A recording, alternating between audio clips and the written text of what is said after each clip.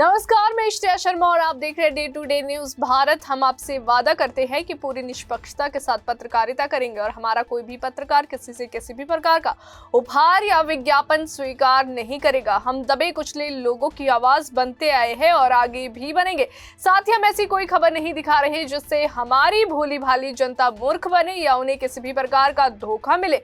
हम लोकतंत्र के चौथे स्तंभ को और अधिक मजबूत करने की पूरी कोशिश कर रहे हैं। अब बात करते हैं खबर की।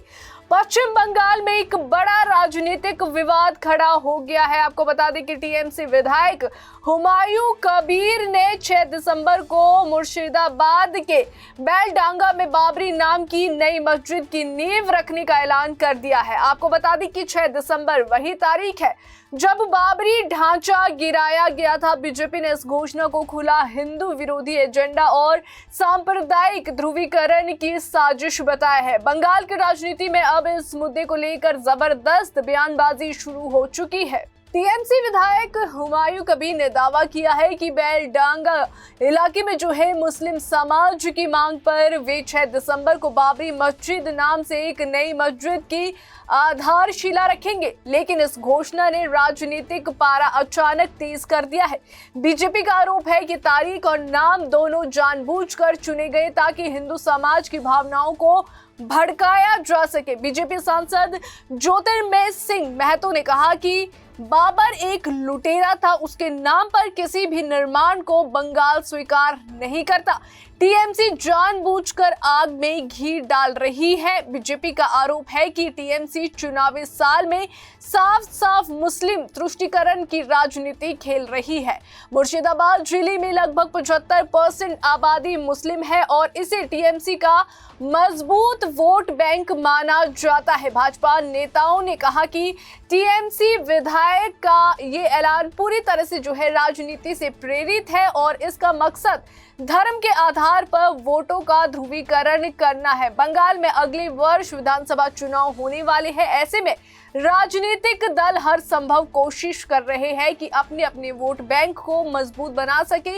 इसी बीच टीएमसी विधायक का एक बयान जो है माहौल और ज्यादा संवेदनशील इसे बना रहा है। वहीं आपको बता दें कि बीजेपी सांसद खगेन मुर्मू ने आरोप लगाया है कि टीएमसी केवल सत्ता बचाने के लिए मुस्लिम समुदाय को खुश करने की कोशिश कर रही है। उन्होंने कहा, ममता बनर्जी सरकार की लोकप्रियता गिर रही है, इसलिए सांप्रदायिक कार्ड खेला जा रहा है। ये मस्जिद का मुद्दा नहीं बल्कि खुली वोट बैंक की राजनीति है। बीजेपी ने यह भी आरोप लगाया है कि टीएमसी सिर्फ राजनीति करती है लेकिन राज्य के अल्पसंख्यकों के लिए 13 साल में कोई ठोस काम नहीं किया गया। इस विवाद पर एक और बड़ा राजनीतिक बयान सामने आया है। आपको बता दें कि टीएमसी विधायक के मस्जिद वाले ऐलान का विरोध करते हुए बीजेपी सांसद ज्योतिर्मय सिंह महतो ने कहा कि अगर कहीं भी बाबरी मस्जिद बनाई गई तो हम उसके ठीक सामने राम मंदिर बनाएंगे, राम लल्ला को फिर से वहां स्थापित करेंगे। उनके इस बयान के बाद जो है माहौल में और तनाव बढ़ गया है।